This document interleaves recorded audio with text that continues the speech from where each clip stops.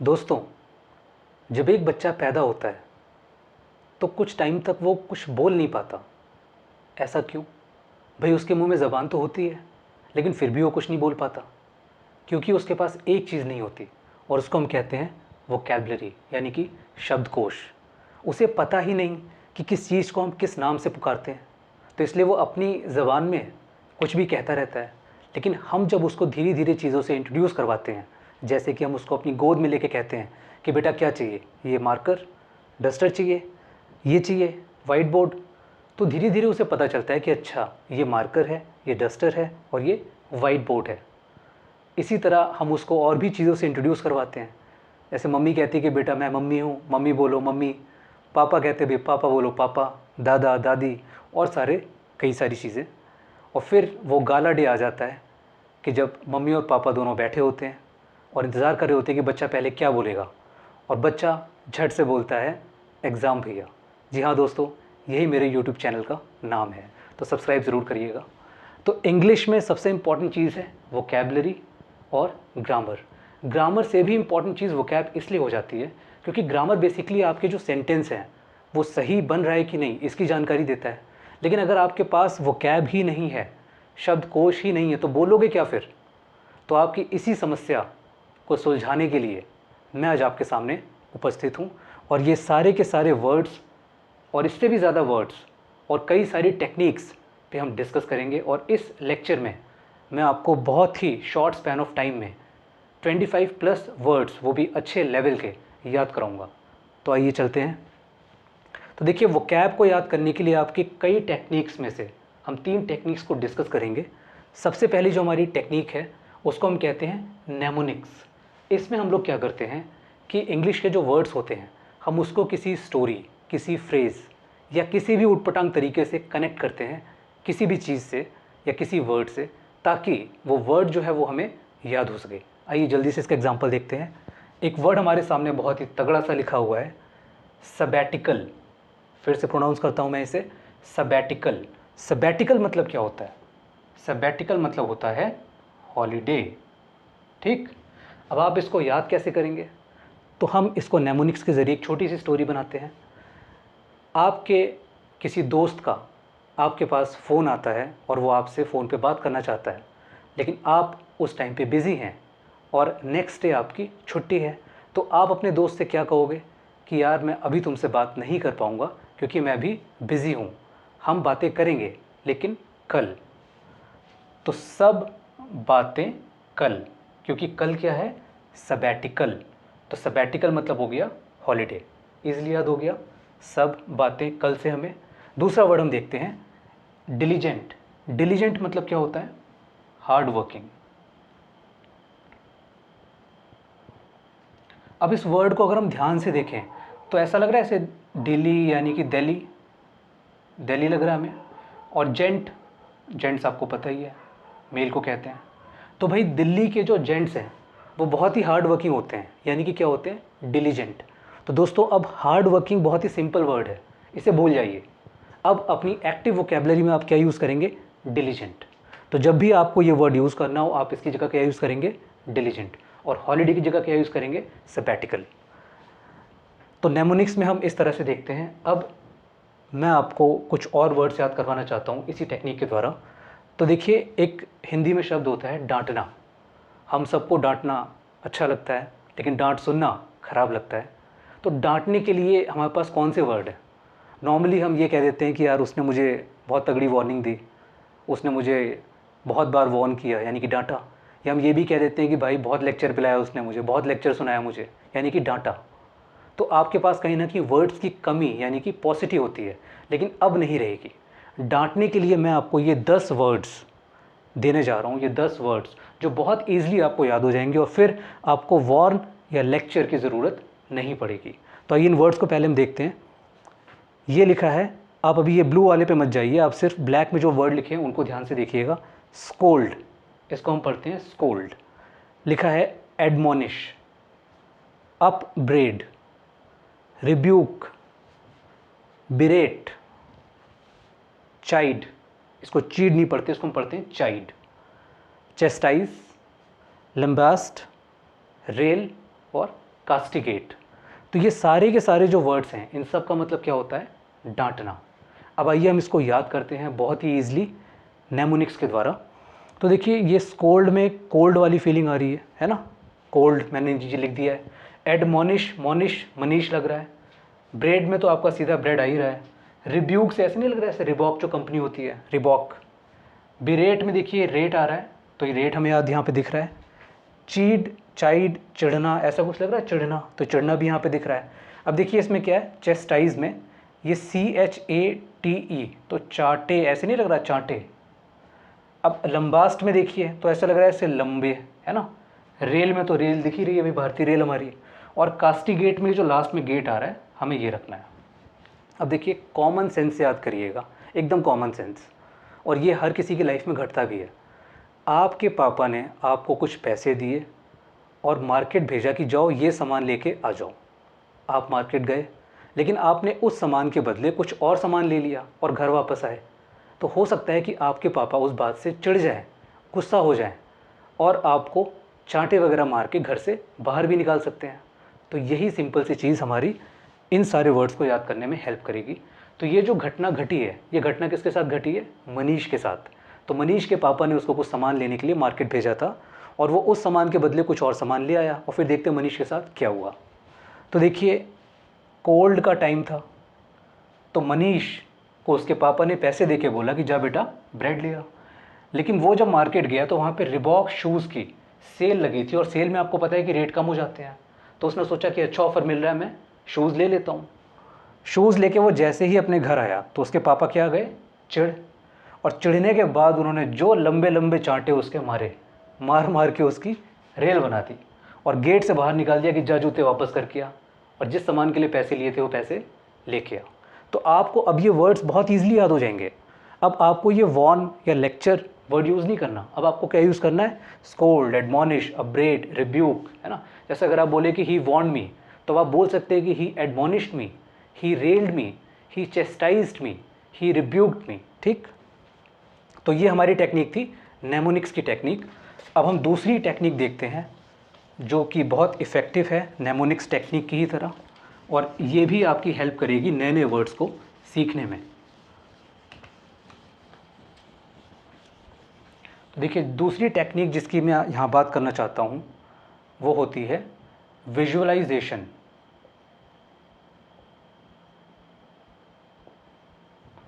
कुछ वर्ड्स ऐसे होते हैं जिसको सुनने के बाद हमारे मन में कोई इमेज आती है, तो उस इमेज के द्वारा हम उस वर्ड को याद करते हैं। जैसे एक बहुत ही प्यारा वर्ड मैं आपको बताना चाहता हूँ, फोटे। इसे हम क्या पढ़ते हैं? फोटे। तो देखिए फोटे सुनते ही ये फोर्ट आपको दिख रहा है। फोर्ट से आपके माइंड में एक इमेज आ रही होगी रेड फोर्ट की, है ना, यानी कि लाल किला की। अब देखिए ये जो फोर्ट होता है, लाल किला जो है, ये अपनी स्ट्रेंथ के लिए जाना जाता है, मजबूती के लिए। तो फोटे मतलब क्या होता है? स्ट्रेंथ। यानी कि अगर कोई ऐसी हॉबी है, कोई ऐसी चीज़ है जो आप बहुत अच्छे से कर लेते हैं, तो वो आपकी स्ट्रेंथ हो गई। तो वो आपकी स्ट्रेंथ हो गई, यानी कि वो आपका क्या हो गया? फोटे। तो यानी कि अगर आपकी इंग्लिश बहुत अच्छी है तो आप कह सकते हैं कि इंग्लिश इज़ माई फोटे। तो ये वर्ड हमें फोर्ट से याद हो गया ईजिली। एक और दूसरा वर्ड हम देखते हैं,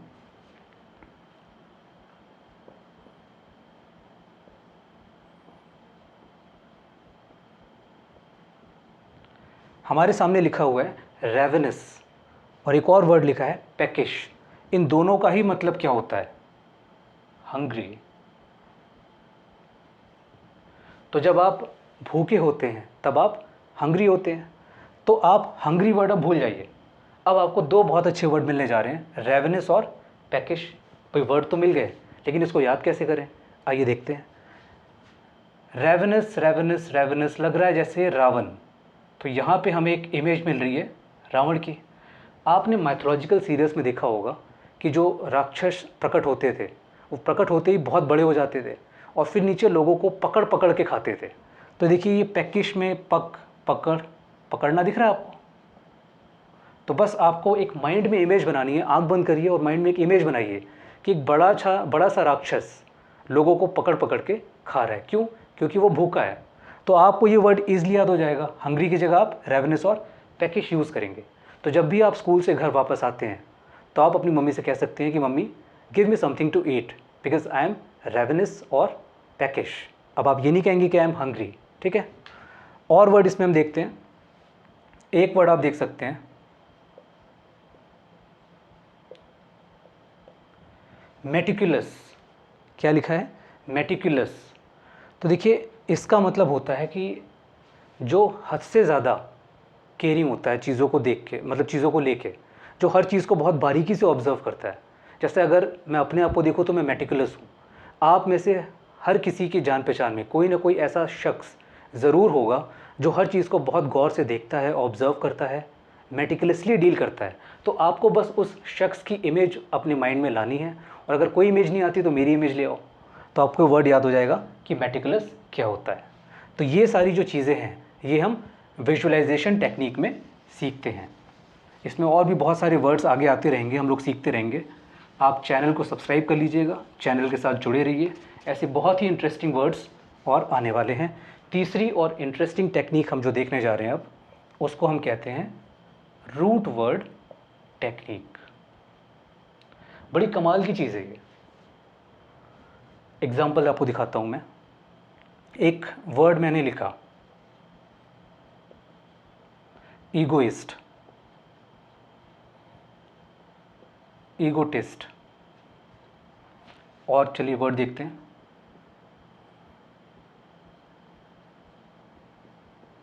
ऑल्टरकेशन,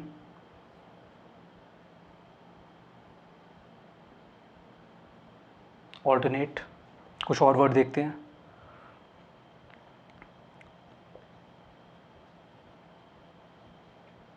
मोनोगैमी,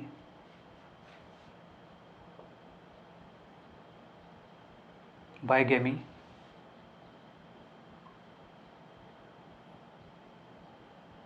पॉलीगैमी। ये वाई है, POLY, पॉलीगैमी।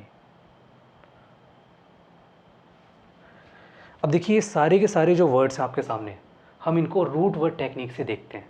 तो ये रूट वर्ड क्या होता है? हर वर्ड जो बनता है वो किसी ना किसी एक रूट से बना होता है। भैया आपको पता है कि एक बीज, फिर पेड़, तो उस पेड़ की भी एक रूट होती है जिस पे वो टिका होता है। तो इसी तरह से इसको आप एक डाइसेक्शन टेक्निक भी कह सकते हैं। इसमें हम क्या करते हैं कि वर्ड को हम ब्रेक करते हैं। तो देखिए ईगो क्या है? एक रूट वर्ड है। ईगो का मतलब होता है आई। आई मतलब मैं, यानी कि घमंड। यानी ईगो मतलब क्या होता है? अहम। तो जिसके अंदर ईगो यानी अहम होता है उसको हम क्या कहते हैं? ईगोइस्ट। तो देखिए ईगो मतलब क्या हो गया? आई, और इस्ट मतलब क्या होता है? अ पर्सन हो। तो हम कहेंगे a person who has ego is known as egoist. अगला वर्ड देखते हैं। ये भी देखिए इसी की तरह वर्ड बना हुआ है, इसको भी हम ब्रेक करते हैं। तो इसमें भी देखिए ईगो मतलब क्या हो गया? आई, और इस्ट मतलब अभी हमने देखा पर्सन हो, लेकिन इसमें एक टी एक्स्ट्रा आ रहा है। ईगोटिस्ट में टी। इस टी को आप कैसे याद रखेंगे? टी मतलब टॉक। आपकी लाइफ में एक ऐसा व्यक्ति ज़रूर होगा जो अपने अकम्पलिशमेंट को बताना ज़्यादा पसंद करता है। मेरे ख्याल से लगभग हर माँ ईगोटिस्ट होती है। जब भी दो माएँ आपस में बैठ के अपने बच्चों की बात कर रही होती हैं तो दूसरी माँ वेट कर रही होती है कि जब वो चुप हो तो मैं अपने बच्चे की बात बताऊँ, है ना। तो ईगोटिस्ट कौन होता है? जो अपने बारे में बात करना ज़्यादा पसंद करता है। अगला वर्ड हम देखते हैं ऑल्टरकेशन, इसको हम ब्रेक करते हैं। एक हमारा रूट वर्ड होता है ऑल्टर। ऑल्टर मतलब क्या होता है? अदर। ठीक। अब ऑल्टरकेशन मतलब क्या होता है? वर्ड से मत घबराइए, बहुत ईजी है। ऑल्टरकेशन मतलब होता है वर्बल डिस्प्यूट।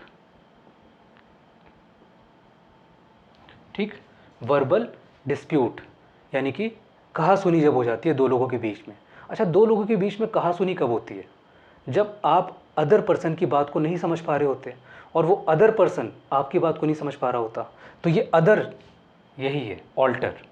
तो when other person is unable to understand what the other person is saying, तो उन दोनों के बीच में क्या हो जाती है? ऑल्टरकेशन यानी कि वर्बल डिस्प्यूट। एक बहुत ही प्यारा सा वर्ड मैं आपको इसके लिए और दे देता हूँ, इसका सिनोनिम है आर्गल बार्गल। 3 बार बोलेंगे अपने आप याद हो जाएगा, और बहुत ही यूनिक वर्ड है ना। इसके देखिए इसी से आपका एक और वर्ड बना है, फिर हम इसको ब्रेक करते हैं। ऑल्टर, आप दिख रहा है यहाँ पे आपको ऑल्टर, ये हमारा रूट वर्ड है। ऑल्टरनेट मतलब क्या होता है, ये वर्ड लगभग हर किसी को पता होगा, लेकिन ये नहीं पता था कि किस रूट वर्ड से बना हुआ है। तो अक्सर आपकी जो क्लासेस होती हैं, आपके टीचर कहते हैं कि बेटा आपको डेली नहीं आना, आपकी क्लासेस क्या होंगी, ऑल्टरनेट डेज पे, यानी कि अदर डे पे। तो आप एक डे स्किप करते हैं, मतलब कि आपकी क्लास अदर डे पे होती है। तो इसीलिए ऑल्टरनेट मतलब क्या होता है, एक दिन छोड़ के। ठीक, तो ये भी इसी से बना हुआ है। अब और वर्ड देखते हैं, मोनोगैमी, इसको ब्रेक करते हैं। मोनो मतलब क्या होता है, वन या सिंगल, और गैमी जो वर्ड है ये आपका बना है गैमोस रूट वर्ड से, जिसका मतलब होता है मैरिज। ठीक, तो भाई जिसकी एक शादी हुई है उसको हम क्या कहेंगे, मोनोगैमी। अब इसको ब्रेक करिए, बाय, बाय मतलब क्या होता है, टू, और गैमी अभी हमने देखा गैमोस मतलब मैरिज। तो जिसकी दो शादियां हो रखी हैं उसको हम क्या कहते हैं, बाईगैमी। अब ये वर्ड देखिए, इसको भी ब्रेक करिए। भाई गैमी मतलब आपको पता है मैरिज, और पॉली मतलब क्या होता है, मैनी। तो वो इंसान जिसने बहुत सारी शादियां कर रखी हैं उसको हम क्या कहते हैं, पॉलीगैमी। तो आपने देखा कि वोकेबलरी एनरिच करने के लिए हम इन 3 टेक्निक्स का यूज़ करेंगे, और ये जो वर्ड्स हम करेंगे हमें बस कुछ नहीं करना है, इसकी प्रैक्टिस करनी है बस। और इसकी प्रैक्टिस आप कैसे करोगे, अब आपको ये टेंशन हो जाएगी कि डेली डेली इतने वर्ड्स हम कैसे याद करेंगे। तो आपको देखिए डेली डेली ये वर्ड्स याद करने की ज़रूरत नहीं है। आप में से कोई भी जब पहली बार किचन में जाके कोई एक डिश बना रहा होगा यूट्यूब से देख के, तो आपने अपने सामने मोबाइल भी रखा होगा, उस वीडियो को बार बार पॉज भी कर रहे होंगे, सारा सामान आपने अपने सामने रखा होगा, टी स्पून टेबल स्पून सब एकदम नाप के डाल रहे होंगे। लेकिन कभी अपनी मम्मी को देखिए आप कि वो किचन में खाना कैसे बनाती हैं। वो बस मसालदानी में अपना हाथ लेके जाती हैं और मसाले ऐसे ही डाल देती हैं। क्यों, क्योंकि वो उस चीज़ को प्रैक्टिस करते करते हैबिचुअल हो जाती हैं। आप में से कई लोगों ने जब फर्स्ट टाइम बाइक चलाई होगी तो आप लोगों को दिक्कत हो रही होगी कि क्लच कहाँ पे है और ब्रेक कहाँ पे है, और जब भी आप नीचे अपने पैर से गियर चेंज करते होंगे तो आपका ध्यान हमेशा नीचे की तरफ जाता होगा। तो मैं बस ये कहना चाहता हूँ कि practice makes a man perfect. तो आपको बस इसको प्रैक्टिस करनी है, और प्रैक्टिस करने में अगर आपको कोई दिक्कत आती है तो आप मुझसे कमेंट सेक्शन में अपनी प्रॉब्लम शेयर कर सकते हैं। आप मुझे इंस्टाग्राम और टेलीग्राम पे भी ज्वाइन कर सकते हैं, जिसका लिंक डिस्क्रिप्शन बॉक्स में आपको मिल जाएगा। तब तक के लिए अपनी वोकैब को एनरिच करते रहिए।